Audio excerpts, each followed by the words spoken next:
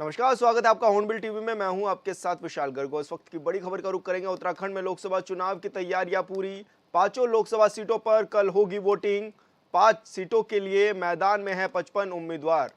ज्यादातर सीटों पर कांग्रेस बीजेपी में देखी जा रही है टक्कर। 11,729 मतदान केंद्रों पर 83 लाख से ज्यादा वोटर्स करेंगे मतदान।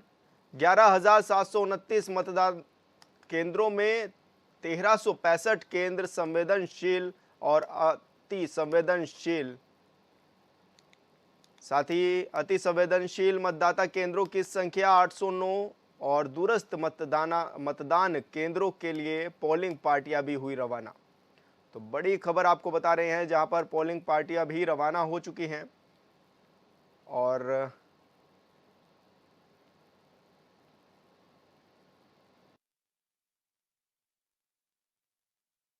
संवाददाता अरुण सैनी हमारे साथ फोन लाइन पर जुड़ गए हैं। अरुण, किस तरह की तैयारियां हैं? चुनाव प्रचार थम गया है पूरी तरह से और कल मतदान भी होना है उत्तराखंड में 5 लोकसभा सीटों पर।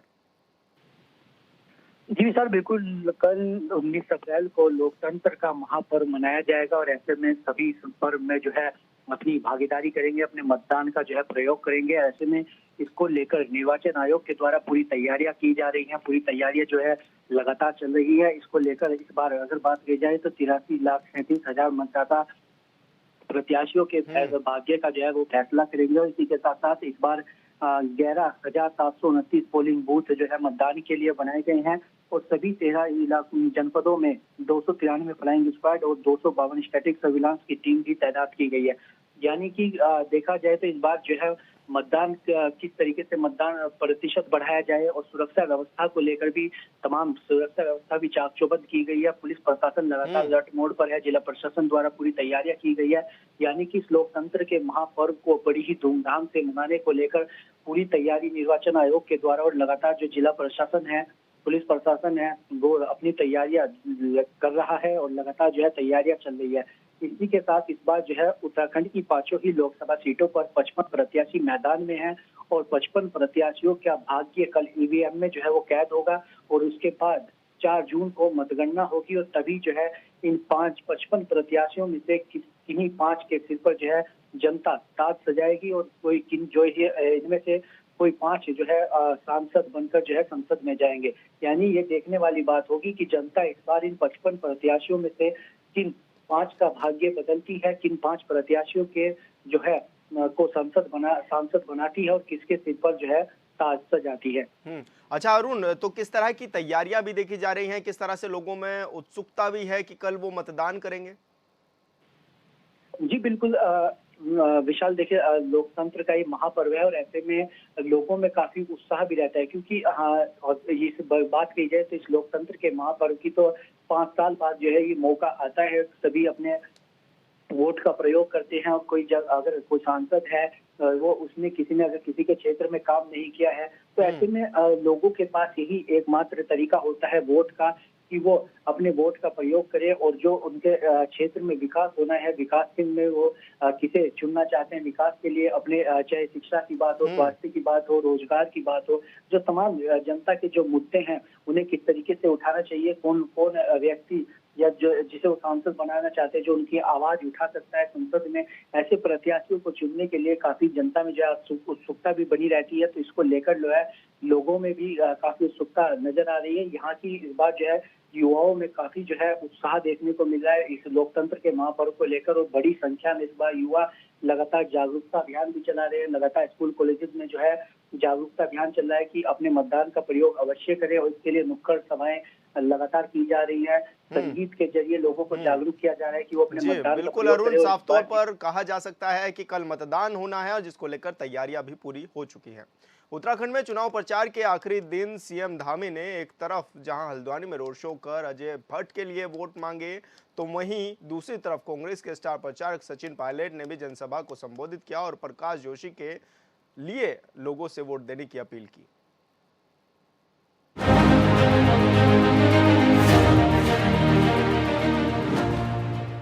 लोकसभा चुनाव के पहले चरण में ही उत्तराखंड की 5 सीटों पर चुनाव है, लिहाजा चुनाव प्रचार थम गया है। चुनाव प्रचार थमने से पहले बीजेपी और कांग्रेस के दिग्गजों ने पूरी ताकत के साथ प्रचार कर वोटरों को अपने साथ लाने की कोशिश की। आखिरी दिन सीएम पुष्कर सिंह धामी ने नैनीताल लोकसभा क्षेत्र के हल्द्वानी में भव्य रोड शो किया, जिसमें हजारों की संख्या में पार्टी कार्यकर्ता और स्थानीय लोग शामिल हुए। मैं सभी से अपील करता हूं, विशेषकर से उत्तराखंड के हमारे सभी मतदाताओं से, नव मतदाताओं से, माताओं बहनों से, बुजुर्गों से, नौजवानों से कि ये लोकतंत्र का महापर्व है, महायज्ञ है।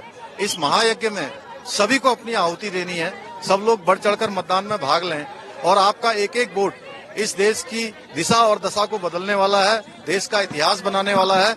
इसलिए प्रधानमंत्री जी ने पूरे 10 सालों तक एक एक पल और एक एक क्षण देश के लिए लगाया है। उत्तराखंड के लिए विशेष उन्होंने चिंता करी है। उत्तराखंड उनके हृदय में बसता है। उत्तराखंड से उनको एक अत्यधिक लगाव है। हर समय उनके स्मरण में उत्तराखंड रहता है। इसलिए अब हम सभी उत्तराखंड वासियों की बारी है, हम 100% यहाँ से मतदान करें और 100% वोटों से प्रधानमंत्री जी को तीसरी बार फिर से उनको प्रधानमंत्री बनाने के लिए अपना मत जरूर डालें। पूरा एकदम ऐतिहासिक होगा और ऐतिहासिक जीत विजय होगी इस बार। हल्द्वानी में आयोजित रोड शो में धाकड़ धामी जिंदाबाद के नारों की गूंज सुनाई दी। बैंड बाजों के साथ रोड शो में जय श्री राम, धामी जिंदाबाद के साथ ही अपने नेता पुष्कर धामी की एक झलक के लिए लोगों में अजब सा उत्साह दिखा। रोड शो में शामिल पार्टी की महिला कार्यकर्ताओं में भी भारी उत्साह दिखाई दिया। पूरे देश के अंदर एक ही बात है कि मोदी जी तीसरी बार प्रचंड बहुमत से देश के प्रधानमंत्री बनने वाले हैं।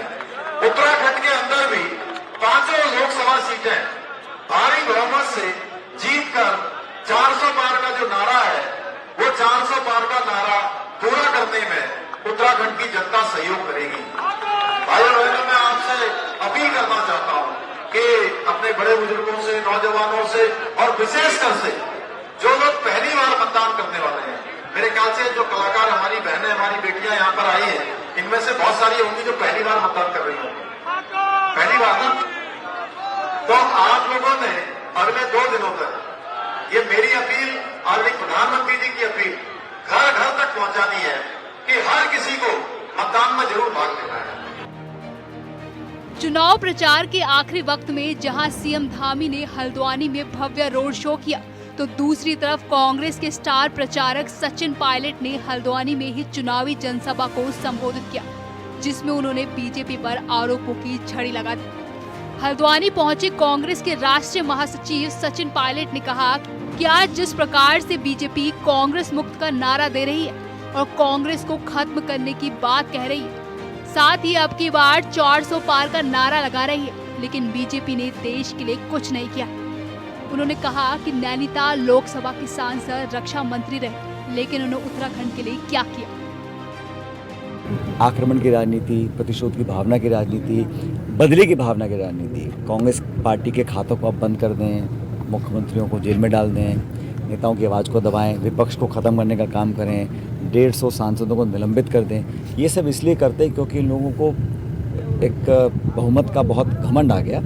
मैं मानता हूं कि ये चुनाव निर्णायक होगा।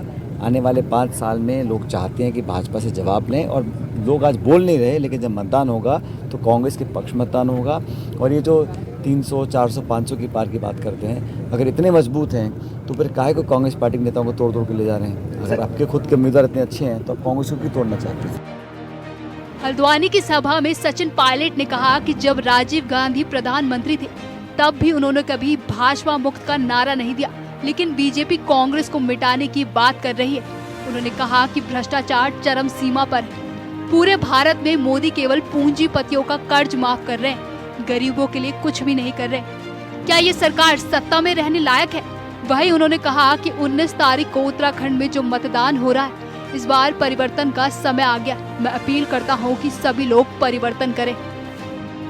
10 साल में हर वर्ग को इन्होंने परेशान करने का काम किया और जज्बाती मुद्दों पर लाकर चुनाव को ले जाना चाहते हैं। हम लोगों ने, जो आम नागरिक हैं, आम मतदाता है, उसको हम आग्रह कर रहे हैं कि कांग्रेस और इंडिया गठबंधन एक मजबूत चुनाव लड़ रहा है। एक बेहतर वैकल्पिक व्यवस्था हम लोग देना चाहते हैं। हर क्षेत्र में हम लोगों ने अपनी बात को रखा है। किसान, नौजवान, महिला, श्रमिक, सब लोगों को हम कुछ देना चाहते हैं। भारतीय जनता पार्टी बोलती है 2047 में हम देश विकसित करेंगे, लेकिन 10 साल से जो नाकामियां हैं वो सर चढ़कर आज बोल रही हैं और पहले चरण के मतदान में भारी बहुमत के साथ कांग्रेस पार्टी के सभी उम्मीदवार चुनाव जीतेंगे। फुल प्रूफ सिस्टम नहीं है, पटवारी पेपर लीक हो रहा है, SSC भर्ती घोटाला हो रहा है, अग्निवीर योजना लागू हो गई जिसमें ना पेंशन है, ना मेडिकल फैसिलिटीज़ है, ना कैंटीन फैसिलिटीज़ हैं। 4 साल की नौकरी के बाद लड़का बेरोजगार हो जा रहा है।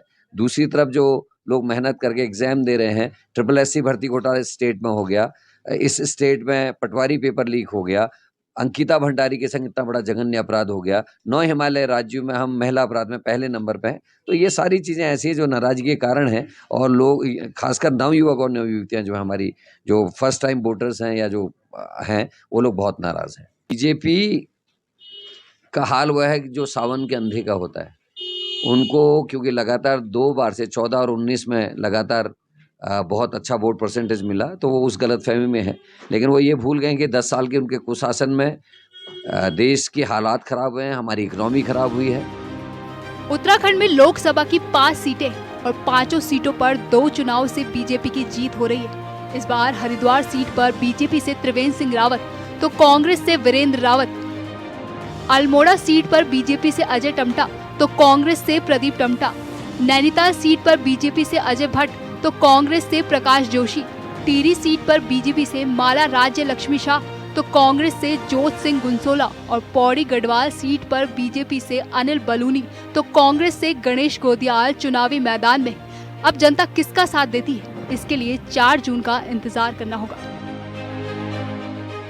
Bureau report, hornbill TV.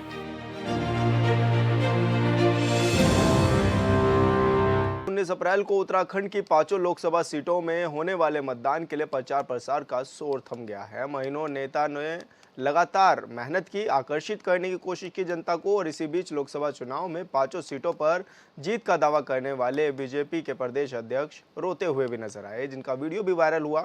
जिसके बाद विपक्ष ने सवाल उठाया कि आखिर क्यों जनसभा के बीच भट्ट फूट फूट कर रो रहे हैं और उनके ये आंसू सच हैं या फिर कोई ढकोसला। मेरी हाथ जोड़ के विनती आप सब लोगों से, जोशी से, सर्वाधिक मतों से आपका नीति को जिताना है। पौड़ी लोकसभा सीट की गंभीर चुनावी जंग में हास्य के रंग बिखर गए। मौका था जोशीमठ की चुनावी जनसभा और बोल रहे थे बीजेपी के प्रदेश अध्यक्ष महेंद्र भट्ट। कोटद्वार में आयोजित जनसभा में गृह मंत्री अमित शाह के संबोधन से पहले महेंद्र भट्ट ने जनसभा को संबोधित किया, जिसमें वो आखिरी क्षण में भावुक हो गए और रोते हुए उन्होंने पार्टी प्रत्याशी अनिल बलूनी को जिताने की अपील की। चट्टान की तरह खड़ा हूं इस विश्वास के साथ, एक बार मेरी इज्जत का भी सवाल है, इस बार मेरी इज्जत का भी सवाल है। आप सब लोग जिंदाबाद जिंदाबाद जिंदाबाद, मेरी हाथ जोड़ के विनती आप सब लोगों से, जोशी से, सर्वाधिक मतों से आपका नीति को जिताना है। बहुत बहुत धन्यवाद। प्रदेश अध्यक्ष महेंद्र भट्ट से पहले प्रत्याशी अनिल बलूनी भी एक जनसभा में भावुक होते नजर आए। अनिल बलूनी ने लगातार लोगों से अपने संवाद में यही सब चीजों का जिक्र किया कि उनका जीवन उनका नहीं बल्कि क्षेत्र की जनता का है। मैं आप लोगों को सिर्फ इतना कहता हूं कि आप सब लोग जानते हैं मैं बीमार था, मैं गंभीर रूप से बीमार था और मेरा जीवन चला गया था और मेरा जीवन लौट के आया है। मैं शपथ लेके जाता हूं आपके बीच में कि मेरा जीवन गढ़वाल के लिए बचा है। मेरे जीवन का पल पल और मेरे शरीर का कण कण इस गढ़वाल के काम आएगा, इस गढ़वाल के विकास के काम आएगा। आप 19 तारीख तक मेरा साथ दीजिए, आप 19 तारीख तक मेरा साथ दीजिए। 19 तारीख के बाद आपका भाई, आपका बेटा, आपका साथी अनिल बलूनी गढ़वाल में विकास की झड़ी लगा देगा।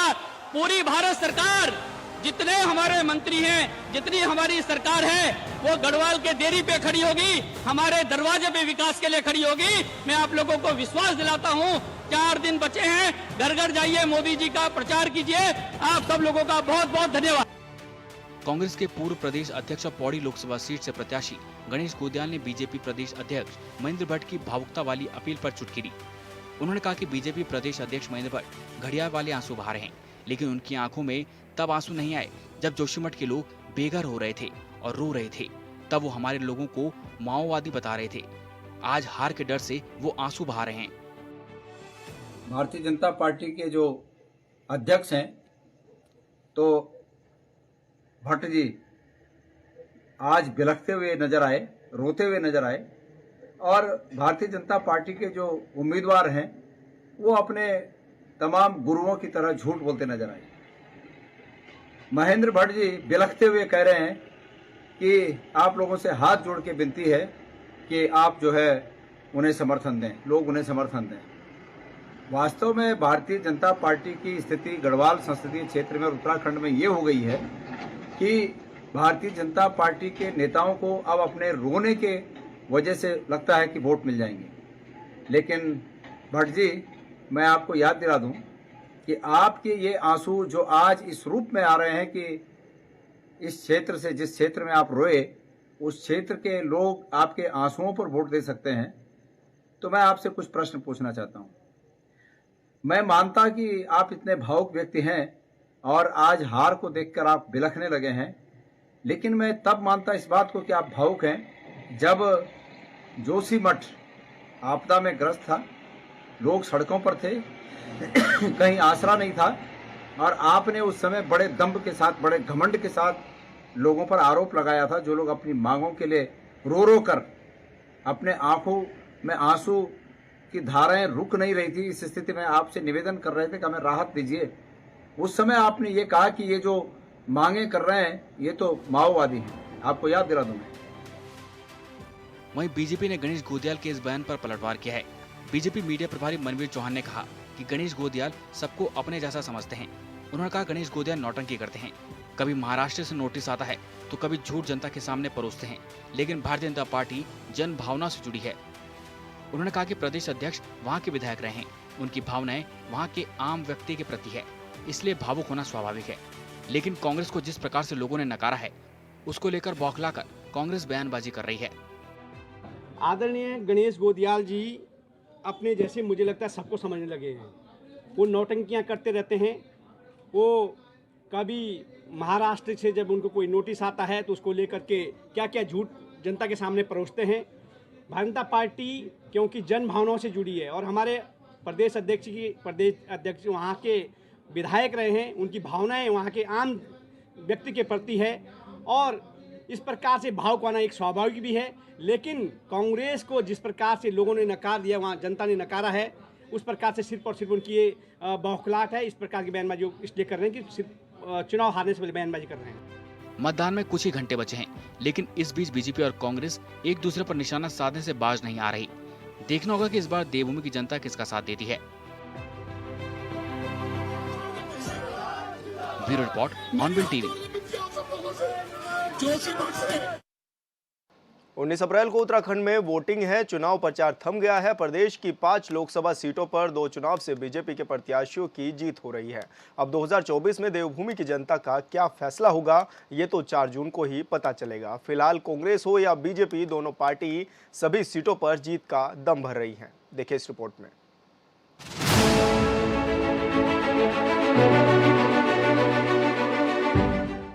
देवभूमि की 83 लाख से ज्यादा आबादी इस बार किसका साथ देगी, इसे लेकर सवाल ही सवाल है और नेताओं के पास अपने अपने दावे। 5 सीटों में से सबसे ज्यादा चर्चा जिस सीट की है उसमें पौड़ी गढ़वाल को लेकर तरह तरह की बातें की जा रही है। इस सीट पर बीजेपी के पार्टी के राष्ट्रीय प्रवक्ता और राज्यसभा सांसद रह चुके अनिल बलूनी मैदान में हैं, तो दूसरी तरफ कांग्रेस के पूर्व प्रदेश अध्यक्ष रह चुके गणेश गोदियाल भी मैदान में हैं। बात अगर पौड़ी सीट की जाए तो पौड़ी में भी 2 दिग्गजों की बड़ी टक्कर देखी जा रही है। एक और जहां बीजेपी ने अनिल बलूनी को अपने प्रत्याशी के रूप में उतारा है, तो वहीं कांग्रेस ने गणेश गोदियाल को मैदान में उतारा है। बीजेपी अपने 10 सालों के कार्यकाल को पौड़ी के लोकसभा चुनाव में पौड़ी की जनता को गिना रही है और बता रही है कि पौड़ी के लिए किस किस विकास कार्य किए। तो वहीं ऐसे में कांग्रेस भी अंकिता हत्याकांड और तमाम ऐसे मुद्दे हैं, पलायन ऐसा मुद्दा है जिसको लेकर के जनता को अपनी ओर करने में लगी हुई है। तो ऐसे में दोनों कैंडिडेट्स के बीच में भी ये कड़ी टक्कर देखी जा रही है। पौड़ी गढ़वाल के बाद धर्मनगरी हरिद्वार संसदीय क्षेत्र की चर्चा भी जोरों पर है। दोनों पार्टियों के नेताओं ने यहाँ महीनों पसीना बहाया है। बीजेपी से राज्य के पूर्व सीएम और पार्टी के कद्दावर नेता त्रिवेंद्र सिंह रावत चुनावी मैदान में है, तो दूसरी तरफ कांग्रेस के प्रदेश के पूर्व मुख्यमंत्री और पार्टी के कद्दावर नेता हरीश रावत के बेटे वीरेंद्र रावत चुनाव लड़ रहे हैं। और इन सब के बीच खानपुर से निर्दलीय विधायक उमेश कुमार भी ताल ठोक रहे हैं। लेकिन जानकार कहते हैं कि यहाँ दो पूर्व मुख्यमंत्रियों की साख दांव पर है।